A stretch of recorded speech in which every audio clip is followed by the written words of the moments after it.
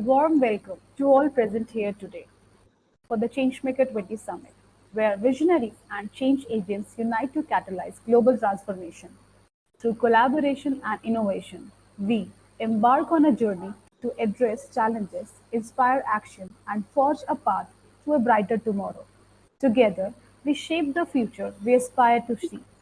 Distinguished guests and esteemed participants, I am Anupma Thakur, and with great pleasure, I introduce you to our esteemed speaker, Vibhuti Joshi, Deputy Director at CECOEDECON. With a wealth of knowledge and experience, ma'am has over 12 years of experience in the development sector. She is employed with CECOEDECON, an NGO involved with community-based development in over 1,500 villages in Rajasthan. Additionally, she is a part of MOSM, an initiative for sustainable development and climate justice in South Asia. Her work encompasses sustainable development, climate change, agriculture, women's empowerment, human rights, and more. A keen follower of global discussions, she has represented interests at international fora like UNFCCC, UNCSW, and UNEP, etc. Over to you, Vibhuti ma'am. Thank you, Anupama ji, and welcome everybody. And I'd also like to take this opportunity to thank Connecting Dreams and ChangeMaker20 for this opportunity to share our humble efforts with this community. I'll just start with a short brief of the organization. CECOEDECON is a non-governmental organization, and it was established in 1982. We work in over 1,500 villages, primarily in Rajasthan and Madhya Pradesh, and our focus is on empowering local communities and promoting sustainable development. By engaging in various development initiatives and collaborating with stakeholders at both the government and non-government level, the organization is striving to make a tangible impact in the areas it serves and in the lives of the partner communities of smallholder farmers, women and girls, youth, elderly, tribal groups, landless, nomadic tribes, and other vulnerable and marginalized communities. Today we are sharing some short videos with you from efforts undertaken under a long-standing project that we've been implementing in 500 villages across different districts of Rajasthan with the support of our partner Mesirio. This project is called Participatory Initiatives for Integrated Rural Development, and it focuses on the overall development of marginalized and excluded rural communities and enabling them to work as partners in the development process. Our aim under the project is to empower these target communities and building their capacities so that they can become more self-reliant. And we are currently in the 8th phase, so we'll be showcasing some efforts that we have taken towards the empowerment of the communities that we work with. The first video that we will be sharing is called Tapak Tapak. It's a film that centers around the vital issue of water conservation, reflecting a global concern that has particularly significant implications for India and also many other developing and also developed countries now. The country, India, has committed to addressing these critical challenges, and the government under the Jal Shakti Mantralaya is doing a lot, and this is a small effort from our side towards mobilizing communities. This film is set in the water-scarce region of Rajasthan, and the movie emphasizes the importance of taking real, tangible actions on ground. It also underscores the urgent need to raise awareness and address the matter with the utmost sensitivity. While making the film, our team has focused on delivering the core message of saving each drop of water and highlighting the preciousness of this finite resource. Through creative mediums of script, camera, and screen, Tapak Tapak has been created to serve as an artistic statement, underlining the necessity for thoughtful water management and conservation efforts. It acts as both a reflection of the current state of water crisis and also a call to action to inspire audiences to recognize the importance of water and also to take steps to protect and preserve it for future generations. An important aspect of the film is the way it utilizes the innocent energy of child stars to create an emotional connection with the audience and leave a lasting thought in their minds, emphasizing the role of children in the narrative and to remind viewers that water conservation is not just about the present but is a vital need for the well-being of the future generations. It's a way of securing a sustainable future for our children and for the future generations. We at CECOEDECON strongly believe that water conservation is not just a task that can be accomplished by an individual or a small group. It requires a community effort and collaboration, and this film is a testament of the same because many of the actors and supporting actors are part of our team or the community-based organizations. So this is like a family effort for us, and I'd like to present this and welcome all of you to enjoy this short film and join us in taking this movement to save water to your networks and communities. Anupama ji, if you could please play the link for Tapak Tapak.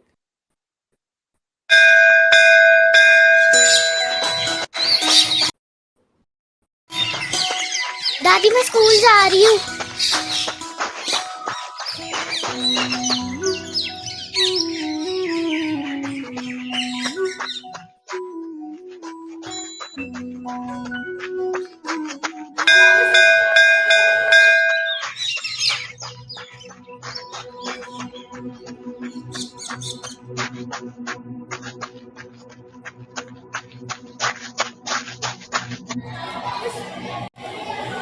चलो बच्चों प्रार्थना में लग जाओ।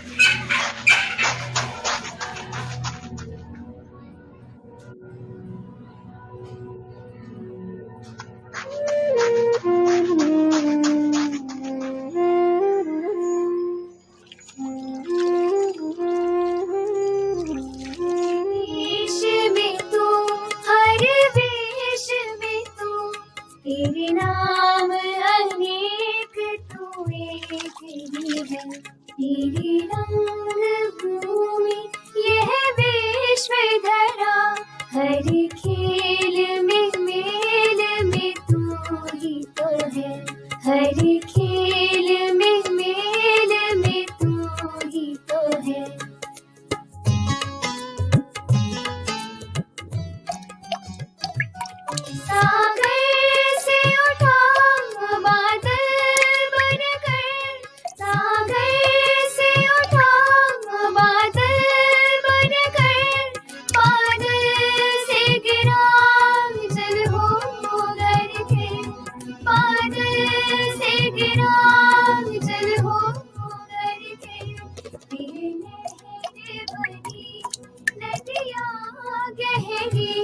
तेरे भिन्न प्रकार तू एक ही है, हर देश में तू, हर देश में तू, तेरे नाम अनेक तू एक ही है, तेरे नाम अनेक। रोशनी इधर आओ। इतना क्या जरूरी था नल बंद करना? सर जरूरी तो था ही। क्या प्रार्थना से भी ज्यादा?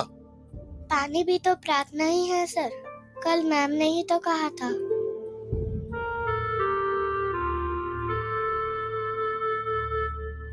तो क्या तेरी 4 बूंद से गांव की प्यास बुझने वाली है? बूंद बूंद से ही तो घड़ा भरता है सर।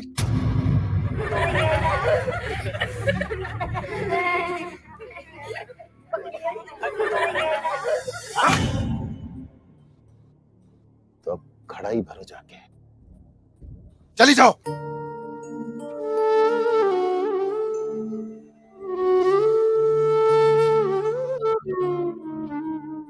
बाकी सब बच्चे अपनी अपनी कक्षाओं में जाओ।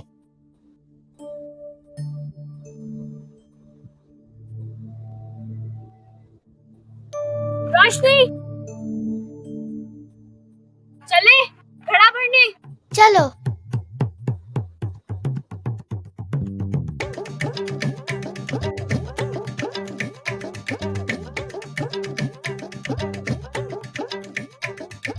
टपक टपक टप टपक टपक टप टपक टपक टप टपक टपक टप टपक टपक टप टप के पानी। कान लगा कर सुनो ध्यान से, क्या कुछ कहता टप टप पानी। समय का चक्का नहीं रुकेगा, पर तुम रुक कर थामो पानी। बिन पानी सब सूने है जानो, करो ना इससे तुम मनमानी। टपक टपक टप टपक टपक टप टपक टपक टप टपक टपक टप टपक टपक टप टप के पानी। टपक टपक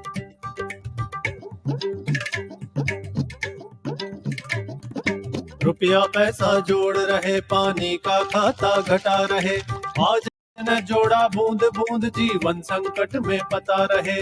पानी मंदिर, पानी पूजा, पानी रब है, पानी सब है। सूखे कंठों की अर्ज सुनो, थोड़ा कुदरत पे रहम करो। टप टपक टपक टप टपक टपक टप टपक टपक टप टपक टपक टप टप के पानी। टपक टपक टप टपक टपक टप टपक टपक टप टपक टपक टप टपक टपक टप टप के पानी। टपक टपक टप टपक टपक टप टपक टपक टप टप के पानी।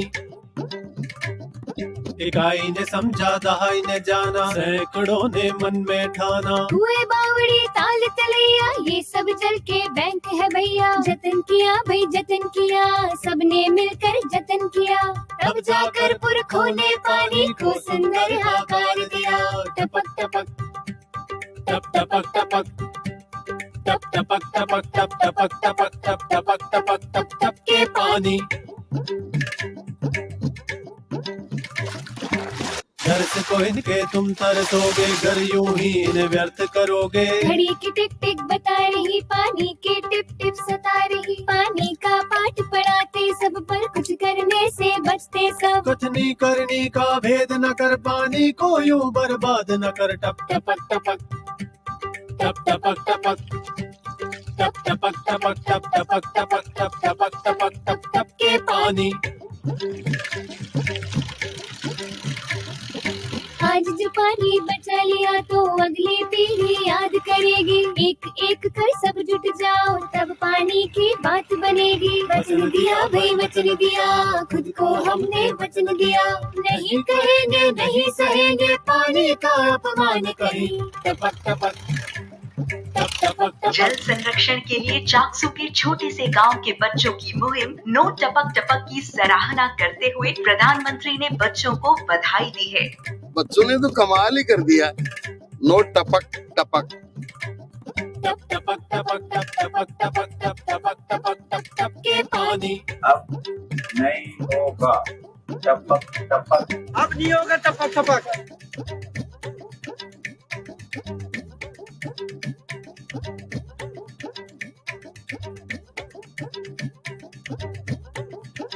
चाकसू के छोटे से गांव के बच्चों ने कर दिया कमाल। इनका नो टपक टपक मूवमेंट हो गया सुपर हिट। बच्चों क्या कहना चाहते हो? अब नहीं होगा टपक टपक। तो देखा आपने इनका विश्वास।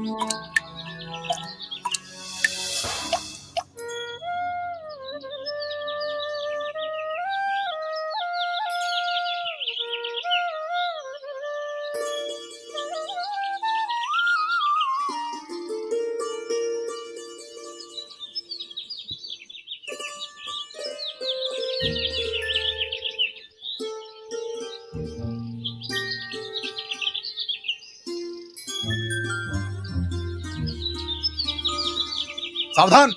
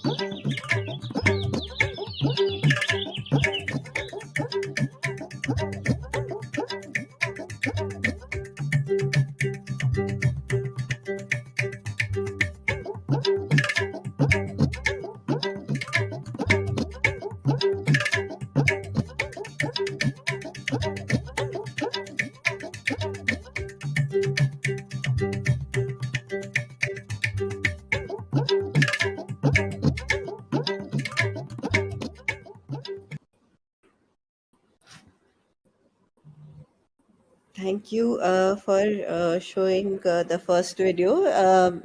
Just to explain, this was an attempt by CECOEDECON to spread awareness on the importance of water, especially living and working in a desert state, and realizing the importance of water very early in our lives and in the daily work that we do.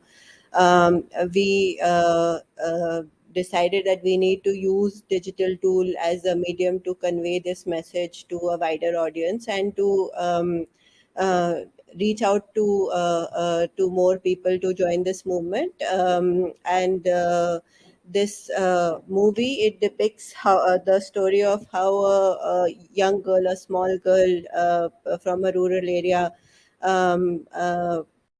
while she was going to her school, she started feeling thirsty and felt the need for water.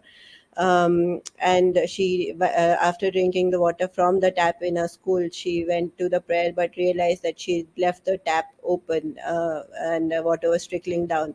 And she went back to close the tap to ensure that there is no wastage. But the principal, who was very strict and disciplinarian, thought that she was missing the prayers and that was not the right approach. And he scolded her and told her to go back to her house if education and if school is not as important in her life. But the other students, other children realized the importance of the effort that she was taking in saving water. And these children, they joined together in this movement to save water, and started spreading this awareness among the other community members, by persuading them at instances, by shaming in some cases, by also making them join the movement. So it created a collective movement of saving each drop and ensuring that water is not wasted, even in the daily processes that we follow throughout the day. So this was a small effort where the might of the collective efforts of the children, even children can make a change, was the kind of message that we wanted to present to the community, and along with the important message of saving water. I hope we were able to convey this through this small effort. Moving on to the next video. The second video is, as we all know, we are living in a world beset by challenges related to food, livelihood, water security, and not to mention the preservation of natural resources and the environment. So this second video is an attempt to reinforce the importance of sustainable agriculture and sustainable agriculture practices as a critical pathway to the future. This video again is set against the backdrop of developing countries grappling with climate change and globalization, and it weaves together the stories of small farmers that we work with and also field experts as they struggle and innovate to build a sustainable future for smallholder farming communities. At the heart of this video is the concept of smart farm planning that CECOEDECON is implementing, and also we believe that no particular approach is full and final in its entirety and needs to keep evolving with the needs of the community and with the changing concepts. So this is an evolving concept that we are developing with the local farming communities. And we believe that this can evolve into a pioneering and groundbreaking approach to agriculture. The smart farm plan symbolizes a hope for those with small piece of land and limited resources, and it tries to guide farmers in earning short-term income while maintaining soil health and ensuring the commercial viability of their farms. Through first-hand experiences and narratives and expert insights, the video also explores agricultural systems that integrate both livestock and crop production. It tries to showcase how these systems empower poor small farmers to diversify their production while also increasing their income and enhancing the quality and quantity of the food that they produce, without exploiting the natural resources and using previously unutilized resources as well. More than a video, this digital communication tool is also a call for a global movement towards sustainable agriculture. It's an invitation to each viewer to be a part of the change and to understand that the way we grow our food today will determine the fate of our world tomorrow. And with this hope that the audiences and whoever watches this video will join us on this journey into the heart of sustainable farming, and will discover how seeds we sow today can nourish the world of tomorrow. I present this second video with you and ask Anupama ji if she can play the second one.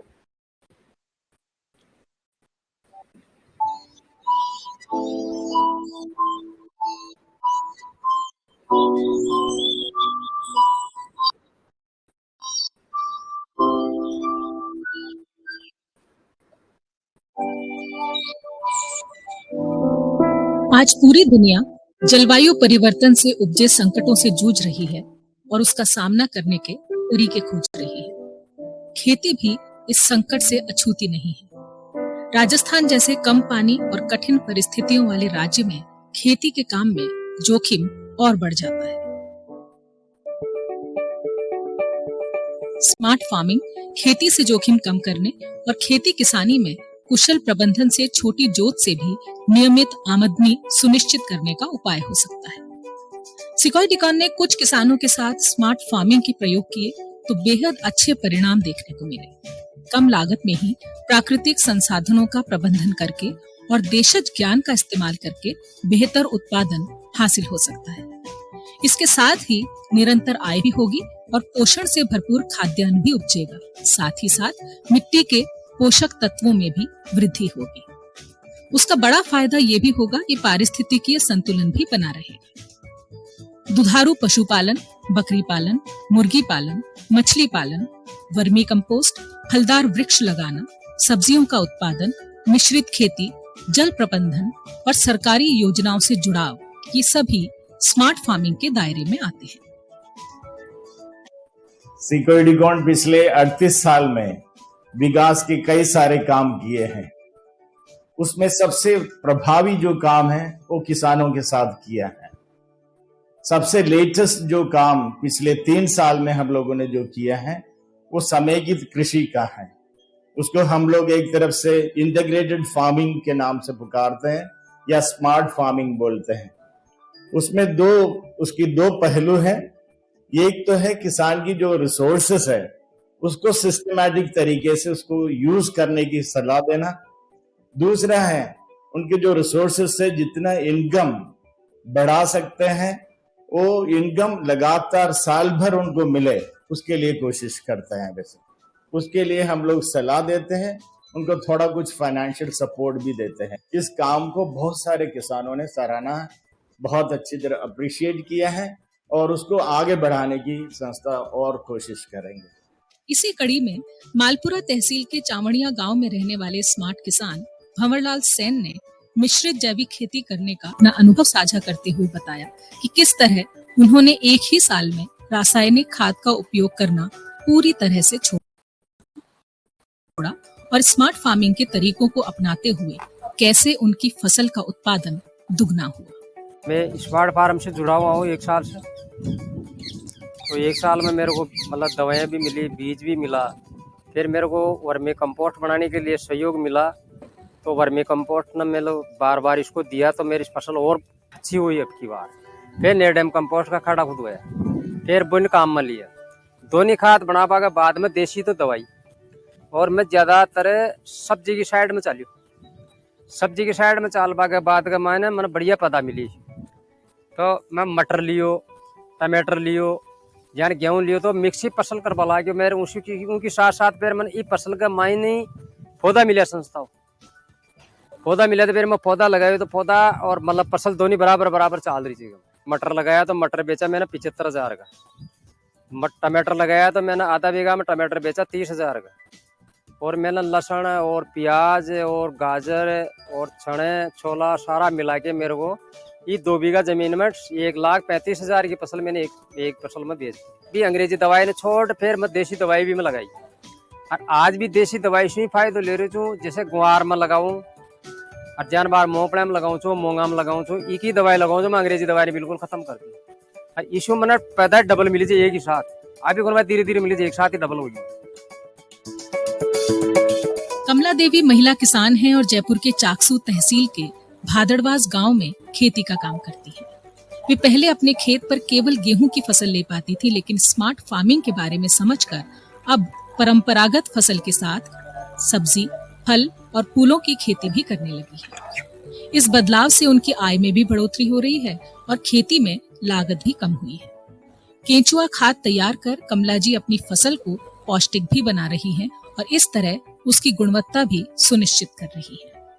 पहली करवेचा फसल में तो सरू सुई किसान ही था, लेकिन पहले सरसों वाले वहाँ, फिर बाजरू वाले वहाँ और गेहूं वाले वहाँ। इसके अलावा इस सब्जी का मामला में कौन समझे चाहिए, समझते वाले समझाया, समझते वाले बताया मेरे को। ये पौधे के बारे में, सब्जी के बारे में, केंचुआ के बारे में, खड्डे के बारे में, खाद के बारे में।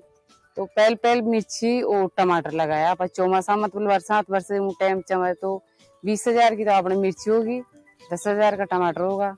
मटर बाया तो इन भी बेचाला तो इन भी फायदो मिले लो अपन 1,000 हम भी फायदो चो अपन यहाँ बेचा। मटके तो इसमें क्या है, कीड़ा आता है, तितर आते हैं, कीड़ा आते हैं, तो इसके फूल के चढ़ जाते, तो इसको बगाड़ देते हैं, मिर्ची के चढ़ जाते हैं, मिर्ची को बगाड़ देते हैं, तो फिर इसके ग्रेस लगा के कलर करके इसके ऊपर चपक जाता है और इस पे चपक जाता है, तो आपने फसल में फायदा होता है, इसलिए मटके लगाए। टोंक जिले में निवाई तहसील के हिंगोटिया गांव के किसान भाई गजानन शर्मा जी पहले खरीफ में बाजरा और रबी में गेहूं व सरसों की फसल ही लिया करते थे। CECOEDECON से मिश्रित खेती की जानकारी लेने के बाद फलदार पौधे और सब्जी भी लगाना उन्होंने शुरू किया। गजानन ने सरकारी योजनाओं की जानकारी लेकर उनका भी लाभ लिया। सरकार से सब्सिडी लेकर सौर ऊर्जा और स्प्रिंकलर फव्वारे के पाइप अपने खेत में लगवाए। कम जमीन में अधिक उत्पादन के तरीके सीखने के बाद गजानन जी ने अपने खेत के चारों ओर बेर, अमरूद, नींबू, करुंजा, अनार, पपीता और आंवले के फलदार पौधे और साथ ही साथ टमाटर, बैंगन, भिंडी और प्याज भी लगाया। खेती में इस नवाचार से गजानन जी की करीब 2.25 लाख रुपए की आय हुई। खेती की जमीन के भरपूर उपयोग, नवाचार, पशुपालन और सरकारी योजनाओं के लाभ से गजानन जी किसान भाइयों के लिए आदर्श उदाहरण प्रस्तुत कर रहे हैं। हाँ, CECOEDECON संस्था की तरफ से मैंने बहुत बढ़िया बदलाव आया है इसमें। जब फसल भग गई, छोटी सी खेती 4 बीघा कच्ची खेती है, इसके अंदर बहुत बढ़िया रहा। सारी मतलब दोनों फसलों के अंदर बढ़िया बढ़िया सब्जी बो के मैं खाद खर्च के नहीं बहुत बढ़िया रहा। पढ़ाई लिखाई के बच्चों के बारे में बढ़िया हाथ चलता रहा। ये पपीता ताइवान है, 786 नंबर है। इसकी बहुत पपीता आती है साहब, अम्बावरे के अंदर लगा रखी है। और इनको 1 साल के अंदर 3 साल की 3.5 लाख रुपए की इसकी पैदावार उतरी थी साहब, 350 पौधों के अंदर। सरकार से पाइपलाइन के लिए लेके आया मैं पंवारा, और ये तो 60% मेरे को छूट मिली और अच्छी पैदावार हुई इसके अंदर। सौर ऊर्जा की प्लेट है, लाइट चलती है, मोटर इसको ट्यूबवेल में लगा रखी है। 60% इसमें छूट मिली थी। 85,000 की हमारी लगी थी पिलाई के अंदर, बहुत बढ़िया है। लाइट का कोई झंझट किताब है। 35 सालों से खेती के काम में लगे बाबूलाल जी का स्मार्ट फार्मर के रूप में चयन होने के बाद उन्होंने अपने खेत पर फलदार वृक्ष और सब्जियां उगाना शुरू किया। एक सीजन में 55,000 रुपए के मटर बेचे। इसके अलावा भिंडी और गुआर फली की फसलें भी ली। सिकोएडेकॉन से जानकारी और सहयोग लेकर केचुआ खाद और कंपोस्ट तैयार किया। बाबूलाल जी अपने खेत में नुकसान करने वाले किसी भी रसायन और पेस्टिसाइड का प्रयोग नहीं करते। देसी खाद के प्रयोग से ही अपने खेतों और फसलों में पोषण बनाए रखना उनकी प्राथमिकता है। हर मीटिंग में हमें बताया गया कि खाद को, देसी खाद में जो गुणवत्ता होती है, उर्वरकों में गुणवत्ता नहीं होती है। हमने देखा कैसे होती है। हमको बताया गया कि 10 फीट 15 फीट लंबी 3 फीट चौड़ी ये नाली बनाई हमने, और वो नाली बनाने के बाद में फिर उसको खाद को डालते गए, एक साइड से डालते गए। अब ये हमने तैयार कर लिए। अब ये उसमें जब हम अगली फसल बोएंगे ना, उस फसल के लिए खाद तैयार मिलेगी, न हमें रासायनिक खाद देने की जरूरत है, कोई भी किसी भी प्रकार का खाद देने की जरूरत नहीं, केवल देसी खाद के अलावा। पास में ही एक केंचुआ प्लांट लगा हुआ है। अब केंचुआ प्लांट में मैंने ऐसी खाद कभी देखी नहीं थी, नाम सुनता था केंचुआ प्लांट कैसी होती है, मैंने लगाया और बढ़िया खाद हो गई है। इसमें से ये पूरी खाद निकाली है हमने। ये जैसे चाय नुमा है, चाय की पत्ती की तरह से है, इतना खाद प्यारा खाद है। ये पौधों में 100% लगेगा और बहुत ग्रोथ होगी पौधों की इसकी। इस स्मार्ट खेती के उसमें प्लांट में और मटर आए। जब मैं मटर बेचने जा रहा हूँ तो पूरी मंडी के महीने मेरी मटर पहले नंबर की फसल आती है और अच्छे भाव में बिकती है।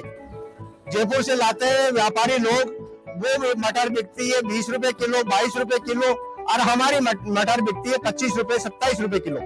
इसमें मुझे करीबन 55,000 रुपए की मटर तो अब तक मैं तोड़ चुका हूँ। इससे मुझे काफी फायदा हुआ है। कभी फागी में जूस की दुकान चलाने वाले युवा रंगलाल माली ने सोचा भी नहीं था कि खेती उनके जीवन की दिशा बदल देगी। आज वे फलों का रस नहीं निकालते, बल्कि खेतों में सब्जियां और फल उगाते हैं और इससे अच्छा मुनाफा कमाते हैं। सिकोएडेकॉन में किचन गार्डन के बारे में जानकारी दी। इसके बाद रंगलाल ने अपने खेतों में भी नवाचार करने का विचार बनाया। सब्जियां, फल और फूल की खेती से आज उनका जीवन फल फूल रहा है। 12वीं पढ़ाई करके मैंने उसके पश्चात जूस की दुकान लगाई। जूस की दुकान माद्रास में मैंने 2 साल की। उसके पश्चात मैंने फागी लगाई। 5 साल मैंने वहाँ पे जूस की दुकान लगाई। मैंने 5 साल तक बढ़िया पैसे कमाए। वहाँ पे क्या है कि जूस की दुकान में कम चली। फिर बाद में तो मेरे को CECOEDECON से कोई संपर्क हुआ, वो यार अपन भी खेती करेंगे। और वहाँ से क्या है कि खाद आद बनती है ना, वो भी मेरे यहाँ पे लगाए। फिर मैंने फसल बोई, हजारा, टमाटर, गोभी और ये अमरूदों के पौधे, अनार के पौधे। तो उसमें क्या है कि बढ़िया कमाई हुई उसमें मेरी। तो मैंने हजारा बोया तो उसमें मैंने 30,000 रुपये कमाए नवरात्रा में और दिवाली में। तो फिर उसमें टमाटर थे तो टमाटरों में मैंने कमाए 50,000 रुपये। 12 जिले का सहरिया जनजाति बहुल क्षेत्र शाहबाद गरीबी, कुपोषण और रोजगार के संकट से जूझ रहा है। उपजाऊ मिट्टी और खेती के लिए पर्याप्त पानी होने के बावजूद यहाँ सहरिया जनजाति के लोग अपनी आजीविका के लिए गुजरात, मध्य प्रदेश और आसपास के जिलों में खेती कटाई के काम के लिए पलायन करते हैं। पलायन सोनी राम जी के परिवार के लिए भी मजबूरी थी, लेकिन जब सिकोएडेकॉन संस्था में हॉर्टिकल्चर, एग्रो फॉरेस्ट्री और कृषि प्रबंधन के गुर सीखे तो इनके जीवन को नई दिशा मिल गई। कद्दू की फसल से बड़ा मुनाफा लेने के बाद अब सोनी राम जी अपने खेत पर अमरूद, आम, आंवला, पपीता, अनार के साथ साथ सब्जी उत्पादन भी कर रहे हैं। ये बदलाव उनके खेत से होता हुआ उनके जीवन और परिवार में भी दिखाई दे रहा है। पहले पिलाने में जाए तो बच्चे बच्ची इनको छोड़ जाते थे, और अब घर करने लगे तो मोबाइल से जुड़ी हुए गए और ये फायदा मिला, अब किसी को जाते घर पे रहते। क्या लोग बढ़िया चल रहे हैं और बढ़िया पढ़ा लिखा रहे हैं और अपन बड़ी समझ से रह रहे हैं सब। और जो आमदनी भई है तो से तुमने घर में क्या बदलाव करो? बदलाव कुछ नहीं, इसमें से बचा बची का मैंने मोटरसाइकिल। तो नई मोटरसाइकिल से कब क्या कर रहे हो तुम? ये कद्दू मद्दू बेचे आते हैं, वो अपने घर से चला। उसी मोटरसाइकिल से तुम सब्जी बेचने लगे हो? तो पहले मोटरसाइकिल नहीं थी क्या आपके परिवार में? नहीं, पहले साइकिल भी नहीं, पैदल रहते। अच्छा, पैदल चलते थे। स्मार्ट फार्मिंग से जुड़ने के बाद इन सभी किसानों की आय में करीब 20 से 25% की वृद्धि हुई है। ये नवाचार इन किसानों के खेत ही नहीं बल्कि जीवन में भी खुशहाली ला रहा है। पोषण युक्त आहार तो मिल ही रहा है, साथ में बच्चों को शिक्षा भी मिलना संभव हो रहा है। इस बदलाव की वजह से समाज में सम्मान भी बढ़ा है। संसाधनों के इस बेहतर प्रबंधन को अन्य किसान भाई भी अपना रहे हैं। कुल मिलाकर थोड़ी मेहनत, थोड़ा प्रशिक्षण और बहुत कुछ नया करने की इच्छा शक्ति इन छोटी जोत के किसानों को बड़ी सोच के साथ आगे बढ़ने के लिए भी प्रेरित कर रही है और सुंदर भविष्य की पगडंडी का निर्माण भी कर रही है। This second video is it depicts a model that we are implementing with tribal communities in Shahabad, which is in the aspirational district of Bara, and it unfolds the vision of integrated farming again for those who once struggled to reap profits from their land, and also landless farmers, and through this goat bank initiative, these farmers are given the opportunity to engage in sustainable goat rearing, while also sharing the returns in the form of goats and ensuring the project's sustainability well beyond its initial period. The beneficiaries are given a goat unit, and they are asked to give one goat back so that new units can be created and given to more farmers to ensure a feeling of sharing, and also sustaining the efforts beyond the initial beneficiaries. This video explores this unique concept of sharing among the community, and the idea has been developed to extend benefits further. This video will also showcase how local ownership is instilled through inclusion of community-based organizations in all aspects of the project, from beneficiary identification to monitoring and then sustaining the efforts. In a short span, this model has not only created a sustainable method of farming, but has also helped in earning profits for these farmers. The video is an attempt by CECOEDECON to promote and generate support for this model through the medium of human stories. And we envisage this video to be an opportunity to meet the individual farmers who are involved in these efforts and the families who have been uplifted by this project, sharing in their triumphs and aspirations and the newfound sense of community through the feeling of sharing. Could I please request Anupama ji to play the last video?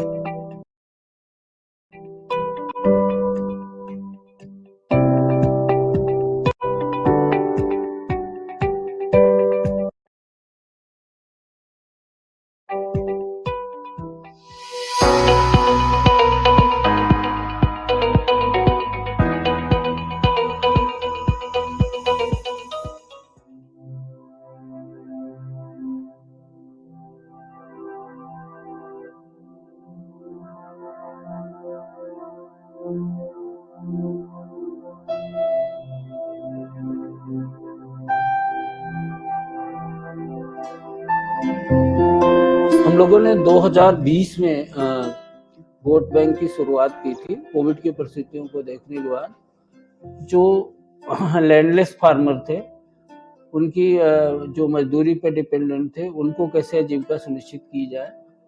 और मुख्य रूप से यहाँ जो corona के बाद कुपोषण का एक बहुत बड़ा इस एरिया में ट्राइबल के बच्चों के साथ है, उसको कैसे दूर कर सकते हैं। तो न्यूट्रिशन और प्लस लाइवलीहुड सुनिश्चित की दृष्टि से हम लोगों ने 50 परिवारों के साथ एक यूनिट गोट का शुरुआत की। मुझे CECOEDECON से एक यूनिट बकरी मिली थी 1.5 साल पहले, जो आज मेरे पास 7 बकरी हो गई। हमने यहाँ पर CECOEDECON मिजोरियों के सहयोग से PRD के तहत बकरी पालन की परियोजना की शुरुआत की। उसके पीछे ये उद्देश्य है कि यहाँ पर जो जनजाति के लोग रहते हैं, सहरिया भील, उनको गाय और भैंस पालने में थोड़ी कठिनाई आती है। यहाँ पर हमने इनकी आय बढ़ाने और इनके जीवन स्तर में सुधार लाने के उद्देश्य से हमने बकरियां यहाँ पर बांटने का काम किया। किसान सेवा समिति के माध्यम से किसानों का सिलेक्शन किया, लाभार्थियों का। बकरी यूँ लेते हैं कि एक तो ये बिना लागत की खेती है, इससे बढ़िया फायदा होता है। इसको ना तो चारा रखना पड़ता है, जंगल में पत्ती चर के आ जाती है और बढ़िया सा दूध देती है। पहली बार इस परियोजना में हमने इनसे एक यूनिट में से एक बच्चे वापस लेने का प्रयास किया। अभी वर्तमान में हमारे यहाँ 35 बकरियों के बच्चे हम वापस लाए। इसमें वापस लेने के पीछे बच्चा रीजन ये था कि एक बच्चा हमने एग्रीमेंट किया था कि वापस लेंगे और नेक्स्ट फैमिली को सिलेक्ट करके अपन उनको देंगे। तो इस तरह से ये कंटिन्यूअस वोट बैंक का काम, जैसे बैंक में लोग पैसे जमा करते हैं और पैसे लेते हैं, उसी तरह से हम बच्चे जमा करेंगे और हम लोग बच्चे देंगे।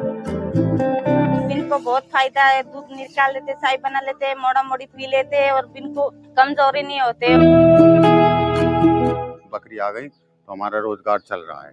आपने बहुत हमारे लिए बहुत गरीबों को फायदा दिलाया, बहुत बढ़िया। एक बच्चा हमने वापस दिया है और हमें घास डालने की जरूरत नहीं पड़ती है। गाँव भैंस के लिए घास डालने की जरूरत पड़ती है। बकरी तो अपने शाम को चर के और घर पे आ जाती है। खाद भी बन जाता है सर, तो खाद से मतलब खेतों में डाल लेते हैं, फसल बहुत बढ़िया होती है। देसी नस्ल की हमने बकरियां बांटी, क्योंकि यहाँ वातावरण को देखते हुए और इनकी स्थानीय जानकारी को देखते हुए ये आराम से देसी नस्ल की बकरियां पाल सकते हैं। उनमें थोड़ी सी इनको कठिनाई नहीं होती। बच्ची शादी वाली हो गई तो मैंने शादी के लिए सोचा, सेठ लोगों को पहुंचा कि मैं बच्ची की शादी कर रहा हूँ, पैसा दे दो। तो उन्होंने मना कर दी कि भाई हमारे पास पैसा नहीं है। तुम आपके CECOEDECON से मतलब बकरी दी मेरे लिए एक यूनिट, उसमें क्या बच्चा था, उसका बकरा बड़ा हो गया। तो मैंने मतलब बच्ची की शादी करी, बकरा बेच के उसमें लगाया पैसा मैंने, नहीं तो मेरे पास कोई मतलब वो नहीं था पैसे का। बकरी बकरा बेच देते तो इनको भी मोड़ा मोड़ी की पढ़ाई लगा लेते। सबसे बढ़िया तो पहले रख रखाव इनको ट्रेनिंग दी जाए। सबसे पहले ट्रेनिंग दी जाए, ट्रेनिंग के बाद फिर इनको बकरी या मेडिसिन जो भी देना है, दवाई गोली है, उनकी भी ट्रेनिंग दी जाए। कहीं कहीं बच्चे पढ़े लिखे हैं हर पंचायत में, उनको जगह जगह दवाई उपलब्ध करा दी जाए, कहाँ से बकरी की मौत ना हो सके। उनको बढ़िया सा फायदा हुआ। हमने उनसे जाके मिले भी हैं, बातचीत भी की है बकरी वालों से। उन्होंने कहा कि साहब बकरा तो बेच दिए हमने 8-10 हज़ार के, है ना, और हमारे जो है गरीबी में भी बहुत बढ़िया फायदा हुआ इससे हर गांव में। और अब तो सब जगह से मांग हो रही है कि हमको जोड़ो साहब, हमको जोड़ो साहब, हमको बकरियां दिलाओ साहब। तो इस प्रोजेक्ट का अगर हम देखते हैं पायलट के रूप में जो हम लोगों ने चलाया लोकल ब्रीड के साथ, ये बहुत ही सफलतम रहा है और यहाँ की आदिवासियों के लिए आजीविका का वरदान है। बकरी तो गरीब आदमी के लिए दाई है।